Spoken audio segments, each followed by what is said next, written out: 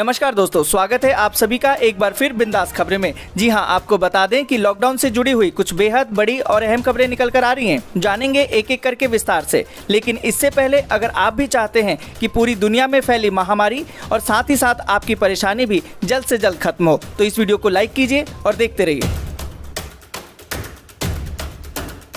दोस्तों, खबरों का सिलसिला शुरू करने से पहले आपको बता दें कि महामारी का कहर दिन पर दिन बढ़ने के कारण सरकार की तरफ से इस लॉकडाउन 3 में कुछ कड़े कानून और कुछ रियायतें दी गई हैं, जिन्हें जानना आपके लिए बेहद जरूरी है। इसलिए आपसे अनुरोध है कि इस वीडियो को अंत तक जरूर देखिएगा। दोस्तों, वीडियो में आगे बढ़ने से पहले फटाफट जान लेते हैं महामारी के नए अपडेट्स को। अभी तक भारत में संक्रमित मरीजों की संख्या 46,476 पहुँच गई है, जबकि अच्छी बात यह है कि 12,849 मरीज ठीक होकर घर जा चुके हैं। पर दुख की बात यह है कि 1,571 मरीजों ने दम तोड़ दिया है। वहीं बात करें हम विश्व की, तो विश्व में 36,77,788 नए मामले सामने आए हैं, जबकि 12,12,333 मरीज ठीक होकर घर जा चुके हैं। पर दुख की बात यह है कि 2,53,977 मरीजों ने दम तोड़ दिया है। जी दोस्तों, बढ़ते हैं आज की पहली और बड़ी खबर की तरफ। आज की पहली और बड़ी खबर जो निकल कर आ रही है कि गाजियाबाद में लॉकडाउन की गाइडलाइंस 31 मई तक के लिए बढ़ी, धारा 144 भी लागू। जी दोस्तों, आपको बता दें कि उत्तर प्रदेश के गाजियाबाद में लॉकडाउन की गाइडलाइंस को 31 मई तक के लिए बढ़ा दिया गया है। इसके साथ ही कोरोना वायरस और ईद के चलते धारा 144 भी लगा दी गई है।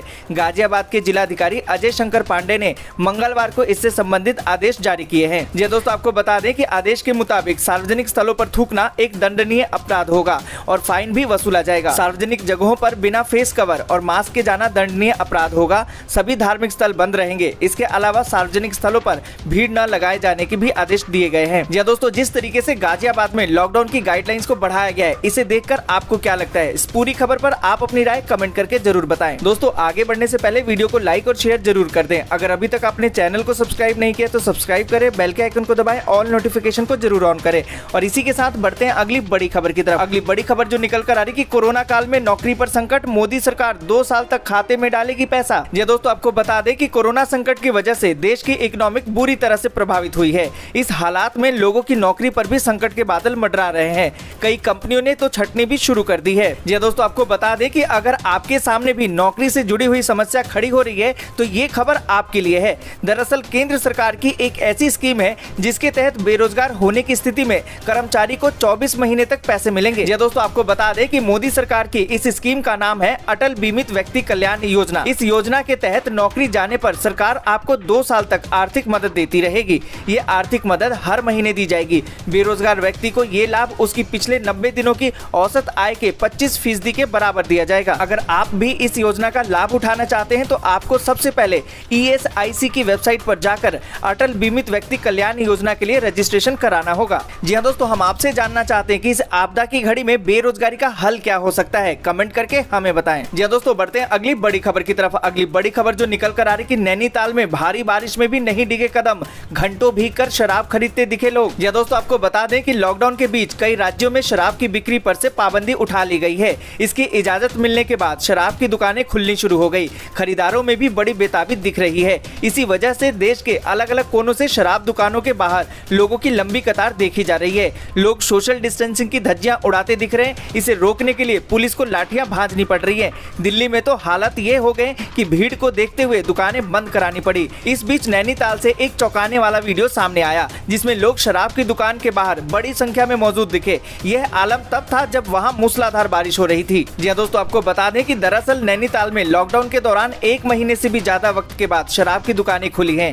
दुकान खुलते ही शराब के शौकीन इस कदर दुकानों पर टूट पड़े जैसे मानो आज ही शराब खत्म होने वाली है। नैनीताल के माल रोड की दुकान पर शराब के शौकीन भारी बारिश और ओलावृष्टि में खड़े होकर अपनी बारी का इंतजार करते दिखे। 1 घंटे से हो रही भारी बारिश और ओलावृष्टि भी इन शराब के शौकीनों के कदमों को नहीं डिगा पाई। दोस्तों, इस पूरी खबर पर आप अपनी राय कमेंट करके जरूर बताएं। जी दोस्तों, बढ़ते हैं अगली बड़ी खबर की तरफ। अगली बड़ी खबर जो निकल कर आ रही कि 1100 यात्रियों को लेकर राजस्थान से पश्चिम बंगाल पहुंची ट्रेन, फूलों से हुआ स्वागत। जी दोस्तों, आपको बता दें कि कोरोना वायरस के प्रकोप को रोकने के लिए पूरे देश में लॉकडाउन जारी है। 4 मई से कुछ छूट के साथ लॉकडाउन को 2 हफ्तों के लिए और बढ़ा दिया गया है। ऐसे में दूसरे राज्यों में फंसे हुए मजदूरों को घर पहुंचाने के लिए रेल मंत्रालय ने श्रमिक स्पेशल ट्रेन चलाई है। मंगलवार को राजस्थान से 1100 से ज्यादा श्रमिकों और तीर्थ यात्रियों को लेकर एक ट्रेन पश्चिम बंगाल के हावड़ा जिले के दानकुनी पहुंची। यात्रियों का फूलों से स्वागत किया गया। आधिकारिक सूत्रों ने बताया कि 24 कोचों वाली ट्रेन राजस्थान के अजमेर से सोमवार को रवाना हुई थी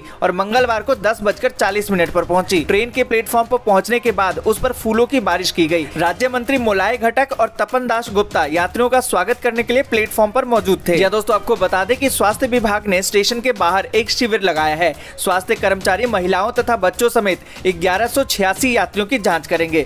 सूत्रों ने बताया कि जिन यात्रियों में लक्षण दिखेंगे उन्हें जरूरी चिकित्सीय इलाज मुहैया कराया जाएगा। वहीं अन्य को बसों के माध्यम से राज्य के अन्य स्थानों तक उनके गंतव्य स्थान तक पहुंचाया जाएगा। ये दोस्तों, बढ़ते हैं अगली बड़ी खबर की तरफ। अगली बड़ी खबर जो निकल कर आ रही कि रेलवे ने चलाई अब तक 67 ट्रेनें और 21 श्रमिक स्पेशल होंगी रवाना। ये दोस्तों, आपको बता दें कि भारतीय रेलवे ने मंगलवार को कहा कि 1 मई से अभी तक 67 श्रमिक स्पेशल ट्रेनें चलाई गई, जिसके द्वारा 67,000 प्रवासी मजदूरों को उनके गृह राज्य पहुँचाया गया। 4 मई तक रेलवे ने 55 श्रमिक स्पेशल ट्रेनें चलाई थी। रेलवे ने कहा कि मंगलवार के लिए 21 ट्रेनें निर्धारित हैं, जो मुख्य रूप से बेंगलुरु, सूरत, साबरमती, जालंधर, कोटा, एर्नाकुलम से प्रवासी मजदूरों को लेकर रवाना होगी। औसतन ये ट्रेनें 1000 यात्रियों को ले जा रही हैं। या दोस्तों, आपको बता दें कि रेलवे ने बताया कि 24 कोच वाली इन ट्रेनों में सामाजिक दूरी का ध्यान रखा जा रहा है। 72 सीटों की क्षमता वाले डिब्बों में सामाजिक दूरी को ध्यान रखते हुए 54 कर दिया गया है। बीच की सीट को किसी भी यात्री को आवंटित नहीं किया जा रहा। हालांकि रेलवे ने आधिकारिक तौर पर यह साफ नहीं बताया इन सेवाओं पर अब तक कितना खर्च किया गया है। या दोस्तों, बढ़ते हैं अगली बड़ी खबर की तरफ। अगली बड़ी खबर जो निकल कर आ रही कि श्रमिक स्पेशल ट्रेन में बिरयानी और आलू पूरी खाने का कोई पैसा नहीं, राज्य सरकार दे रही है ये खास पोटली। या दोस्तों, आपको बता दें कि कोरोना वायरस के चलते विभिन्न राज्यों में फंसे हुए लोगों को उनके मूल प्रदेश तक पहुंचाने के लिए श्रमिक स्पेशल ट्रेन चलाना शुरू हो गई है। इन ट्रेनों में किराए भाड़े को लेकर भले ही विवाद चल रहा है, लेकिन खाने के मामले में कोई दिक्कत नहीं है।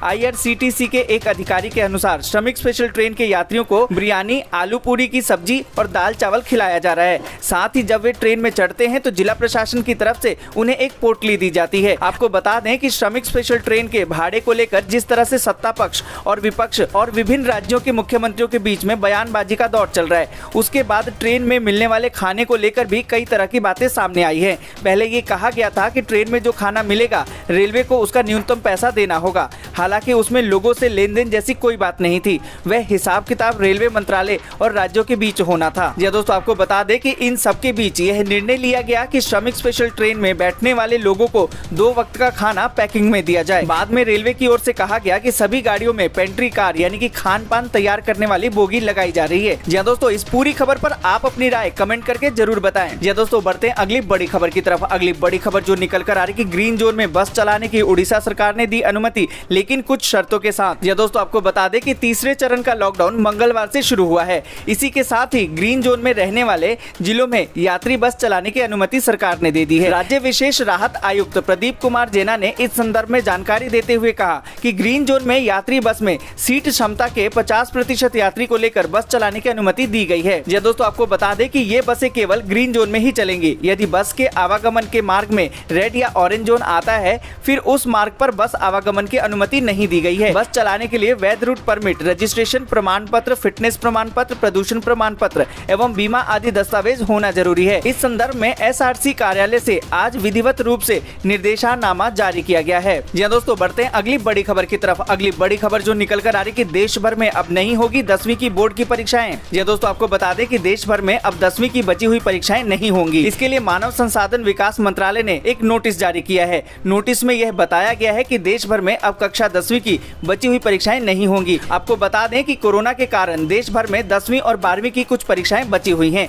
हालांकि उत्तरी दिल्ली के बच्चों के लिए यह आदेश नहीं है। जी दोस्तों, आपको बता दें कि हालांकि मंत्रालय ने यह साफ कर दिया है कि दिल्ली के उत्तरी पूर्वी जिले में कैंसिल हुई परीक्षाएं होंगी, मगर इसके लिए अभी तारीख फाइनल नहीं की गई है। मंत्रालय ने यह भी बता दिया है कि 10वीं के बच्चे जो भी परीक्षाएं देंगे उन्हें 10 दिन पहले ही परीक्षा के बारे में बता दिया जाएगा। उन्हें परीक्षा की तैयारी के लिए पूरा समय मिलेगा। या दोस्तों, बढ़ते हैं अगली बड़ी खबर की तरफ। अगली बड़ी खबर जो निकल कर आ रही कि इजराइल ने किया कोरोना का टीका बनाने का दावा, कहा जल्द ही पेटेंट कराएंगे। या दोस्तों, आपको बता दें कि वैश्विक महामारी कोरोना वायरस ने पूरी दुनिया में तबाही मचाई हुई है। अब तक इस जानलेवा बीमारी के लिए कोई वैक्सीन यानी कि टीका तैयार नहीं हो पाया है। वहीं इजराइल के रक्षा मंत्री नफ्ताली बेनेट ने दावा किया है देश के डिफेंस बायोलॉजिकल इंस्टीट्यूट ने कोरोना वायरस का वैक्सीन तैयार कर लिया है। बेनेट ने इस कदम को कोविड-19 महामारी के संभव इलाज के रूप में महत्वपूर्ण सफलता बताया है। उन्होंने कहा कि इंस्टीट्यूट ने कोरोना वायरस के एंटीडोट को तैयार करने में बड़ी कामयाबी हासिल की है। इजरायली रक्षा मंत्री ने बताया कि वैक्सीन को तैयार करने का चरण पूरा हो चुका है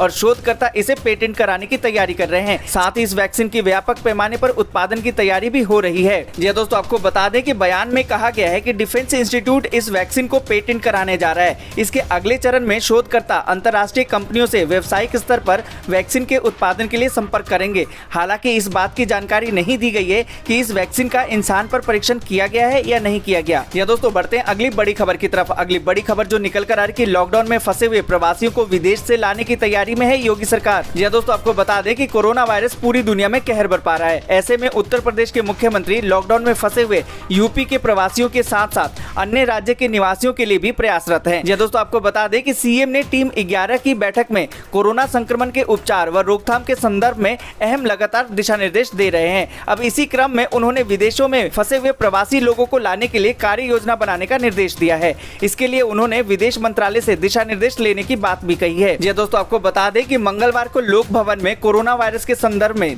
किए गए एक प्रेस कॉन्फ्रेंस में अपर मुख्य सचिव गृह अवनीश कुमार अवस्थी ने यह जानकारी दी। उन्होंने कहा कि सीएम को प्रदेश व गैर प्रदेश ही नहीं बल्कि उन लोगों की भी चिंता है जो विदेशों में हैं। उन्होंने बताया कि भारत सरकार के विदेश मंत्रालय के सहयोग से यूपी के ऐसे लोग जो विदेशों में हैं उन्हें लाने की योजना भी तैयार की जा रही है। ऐसे लोगों को लाने के लिए लखनऊ और बनारस एयरपोर्ट की सेवा ली जाएगी। साथ ही वहीं पर क्वारंटीन व स्वास्थ्य परीक्षण की भी सुविधा दी जाएगी। जी दोस्तों, बढ़ते हैं अगली बड़ी खबर की तरफ। अगली बड़ी खबर जो निकल कर आ रही है कि सोशल डिस्टेंसिंग तोड़ने वालों को रोबोट देगा करंट का झटका। जी दोस्तों, आपको बता दें कि कोरोना वायरस को अंजाम तक पहुंचाने के लिए नित्य नए प्रयोग और रिसर्च हो रहे हैं। वाराणसी के एक नौजवान ने भी इस दिशा में कदम बढ़ाया है। उसने कोरोना से बचाव के लिए एक ऐसा रोबोट तैयार किया है जो न सिर्फ सुरक्षा की ड्यूटी निभाने वाले जवानों को सुरक्षित रखेगा बल्कि लॉकडाउन तोड़ने वालों को करंट का झटका भी देगा। जी दोस्तों, आपको बता दें कि इस रोबोट के रहते पुलिस कर्मियों को भीड़ भाड़ वाले इलाके में जाना ही नहीं पड़ेगा। उन्हें संक्रमण का खतरा भी कम रहेगा और वे इस रोबोट के माध्यम से आराम से अपनी ड्यूटी निभा सकेंगे। इस रोबोट को बनाने वाले विशाल पटेल का दावा है कि एंटी कोविड-19 रोबोट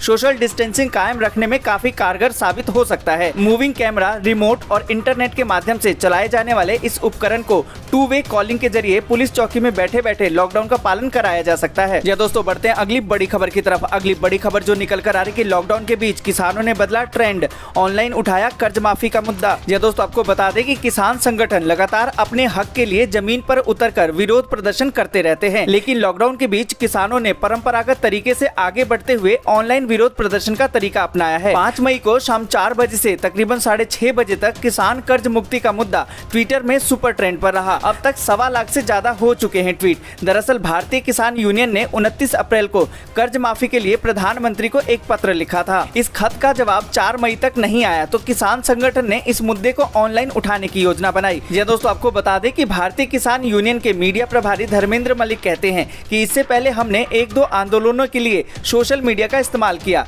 लेकिन पहली बार आंदोलन इस स्तर पर सफल हुआ है। यह दोस्तों, बढ़ते हैं अगली बड़ी खबर की तरफ। अगली बड़ी खबर जो निकल कर आ रही है कि फ्लिपकार्ट अमेजन को टक्कर देने आ रहा है भारत ई मार्केट, जाने और पोर्टल से कैसे है अलग। यह दोस्तों, आपको बता दें कि देश के खुदरा कारोबारियों के संगठन CAIT का ई कॉमर्स प्लेटफॉर्म भारत ई मार्केट अगले 1 माह के भीतर लॉन्च हो जाएगा। CAIT के महासचिव प्रवीण खंडेलवाल ने मंगलवार को इस बात की जानकारी दी। खंडेलवाल ने कहा कि इस पोर्टल को लेकर काम बहुत तेजी से चल रहा है और विक्रेताओं का रजिस्ट्रेशन शुरू हो चुका है। संगठन ने पिछले सप्ताह पोर्टल के नाम का खुलासा किया था। डिस्ट्रीब्यूटर, थोक विक्रेताओं, ब्रांड्स, रिटेलर से लेकर छोटे कारोबारी तक भारत ई मार्केट के जरिए सामानों की बिक्री के लिए रजिस्ट्रेशन कर सकते हैं।